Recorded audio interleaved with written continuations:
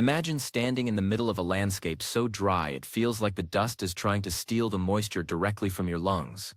Broken earth, cracked riverbeds that haven't seen a drop of water in decades, and a heat that feels less like weather and more like a physical weight pressing down on your shoulders. This was the reality for thousands of villages in Rajasthan, India. For years, the world looked at these vast stretches of desert and saw a lost cause. People were fleeing to overcrowded cities because their land could no longer support a single blade of grass. It seemed like nature had finally won, turning a once-living region into a silent, sun-scorched wasteland. But then something impossible happened. Without massive government dams, without billion-dollar high-tech machinery, and without a single drop of imported water, the rivers started flowing again.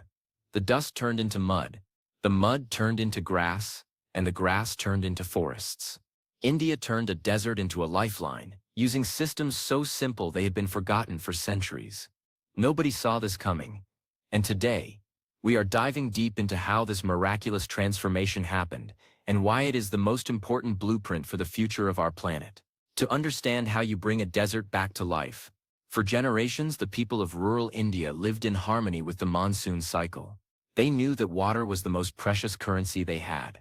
But as modern engineering took over, the focus shifted. Centralized projects became the norm. We thought we could outsmart nature with giant concrete walls and massive pipes. But while these projects focused on moving water from one place to another, they ignored the ground beneath our feet. Over decades of mismanagement and the loss of ancient knowledge, the water table began to plummet. Wells that used to be 10 feet deep had to be dug hundreds of feet down. Eventually, even those ran dry. The soil lost its ability to hold on to the brief, violent bursts of monsoon rain. Instead of soaking into the earth, the water would just race across the surface, carrying away the topsoil and leaving behind a lunar landscape where nothing could grow. This is the story of how that cycle was broken by a man often called the Water Gandhi, Rajendra Singh, and/or, even more importantly, by the collective will of thousands of villagers who decided they were done waiting for a miracle from the outside. The secret weapon in this battle against the desert isn't a satellite or a new chemical fertilizer. It is something called a jihad.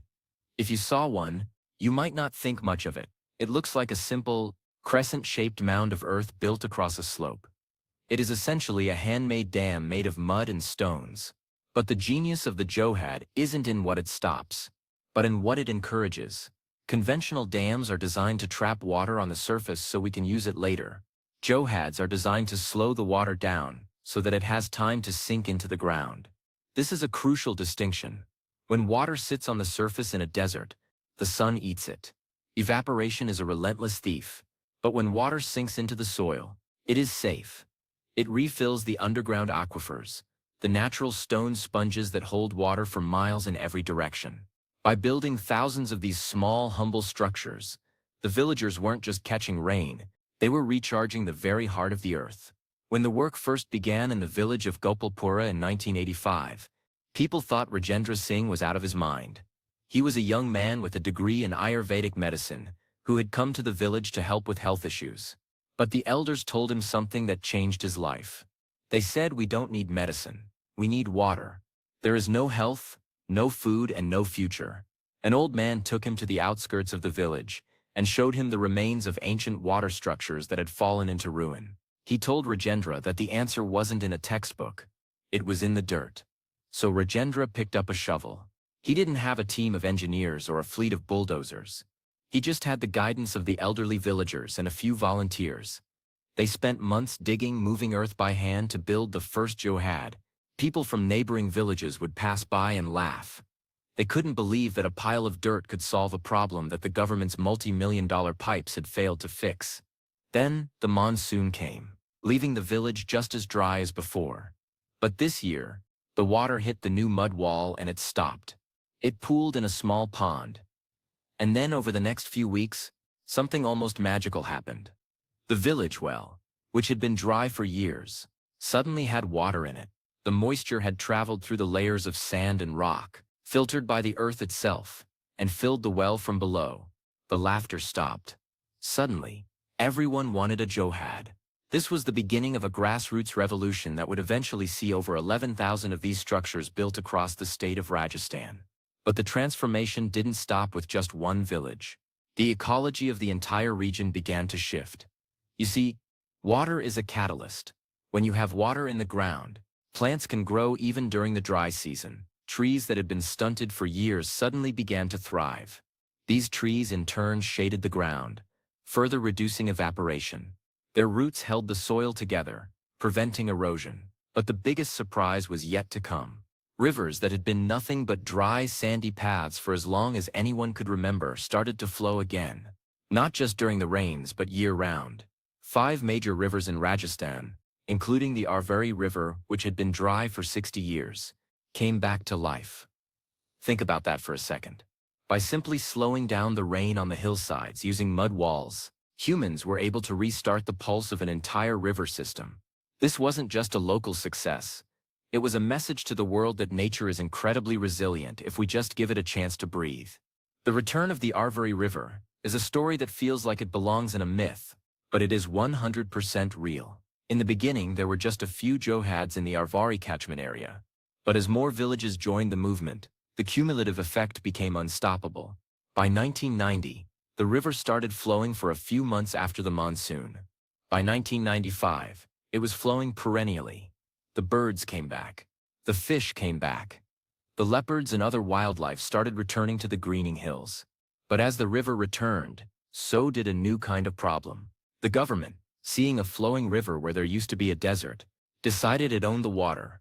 They tried to sell fishing rights to outside corporations, ignoring the villagers who had spent a decade of hard manual labor bringing that water back. This led to a beautiful moment of social innovation. The villagers formed the Arvari River Parliament, a grassroots governing body, where representatives from 72 villages would meet to decide how to manage the river fairly. They created rules about what crops could be grown, how much water could be taken, and how to protect the river from pollution. They proved that people don't just need water, they need the agency to manage it themselves. This project is a masterclass in what we call low-tech, high-impact solutions. In our modern world, we are obsessed with the next big thing. We want massive desalination plants, cloud seeding, and complex sensor networks.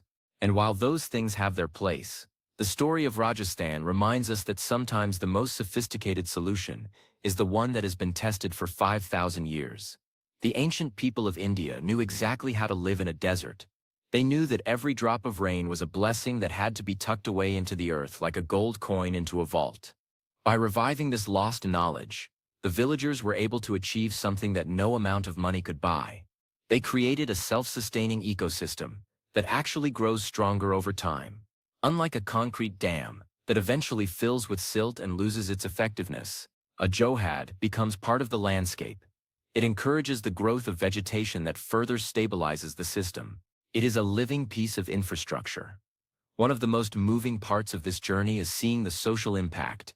In the dry years, the villages were places of despair. The young men had all left for the cities, leaving the elderly and the women to struggle in the heat. There were no schools because there was no money. There were no weddings because nobody wanted to marry into a village with no water. But as the water returned, the villages changed. People started coming back from the cities. They realized they could make a better living farming their own land than working for pennies on a construction site in Delhi. Schools reopened. Small businesses started to pop up. The return of water wasn't just about biology. It was about dignity. It was about the ability for a community to look at their surroundings and see a future instead of a dead end. There is a technical reason why this worked so well in Rajasthan, and it has to do with the geology of the region. The mountains here are old, and the rock formations underneath are often porous or fractured. This means that the ground acts like a giant natural storage tank. When the villagers built the johads, they were essentially putting a lid on that tank and making sure every bit of rain went into the funnel. But this isn't just an Indian story. The principles of decentralized water harvesting are being applied all over the world today. In Africa, farmers are using similar techniques called zai pits to grow food in the Sahel. In the Middle East, ancient qanat systems are being studied to understand how to move water through the desert without losing it to evaporation. The lesson is universal. Work with the gravity, work with the soil, and stop trying to dominate the water. Instead, learn to invite it back. As the forests began to grow back on the hillsides of Rajasthan, another incredible thing happened. the local climate actually began to cool. We often talk about global climate change as this big, abstract thing, but local climate is something we can influence directly. When you have bare, dark Earth exposed to the sun, it acts like a radiator, pumping heat into the atmosphere. But when you have a canopy of green leaves and moist soil, you have a natural air conditioning system. The villagers reported that the heat became more bearable. The rain became more predictable. This is because forests actually help create rain through a process called evapotranspiration. By planting trees and bringing back the water, the villagers were literally changing the weather for the better. They were creating a microclimate that was hospitable to life. But let's be honest, this wasn't an easy path. There were legal battles with the state government, which at one point declared the johads illegal because they didn't have the proper permits. Imagine that, being told that saving your village from thirst is a crime. But the villagers stood their ground. They told the officials, "You didn't give us this water, the sky did. You didn't build these walls, our hands did." This sense of ownership is what kept the project alive through the toughest years. You see children playing in the shallows of the Arvari River. It is a landscape of abundance. Rajendra Singh eventually won the Stockholm Water Prize, often called the Nobel Prize for Water, for his work. But he always says that the award belongs to the villagers. He was just the catalyst. The real work was done by people who refused to accept that their land was a lost cause. They showed that even in the face of the most extreme climate challenges, there is hope, if we are willing to look back at the wisdom of the past and combine it with the courage of the present. The scale of this achievement is hard to wrap your head around. We are talking about 700 villages and an area of over 8,000 square kilometers that has been transformed. This isn't just a small garden project. It is a massive, regional overhaul of the environment. And the most shocking part is that it cost almost nothing compared to traditional infrastructure. While large dams cost billions and often displace thousands of people, the johads were built for a few $1,000s each, mostly using local labor and materials. It is a democratic form of engineering. It doesn't require a PhD to understand or a foreign corporation to maintain. It is a system built by the people for the people. Now, why does this matter to you sitting at home? Because we are facing a global water crisis. Huge parts of the world, from California to Australia to the Mediterranean, are drying out. We are told that we need more technology, more energy and more money to survive. But the story of India's desert transformation tells us something different. It tells us that we might already have the tools we need. The ground beneath our feet is a reservoir waiting to be filled. The rain that falls on our roofs is a resource waiting to be harvested. We need to stop seeing water as something that comes out of a tap and start seeing it as a cycle that we are a part of. We need to become water harvesters, no matter where we live. Imagine if every city and Agni village in the world adopted this mindset.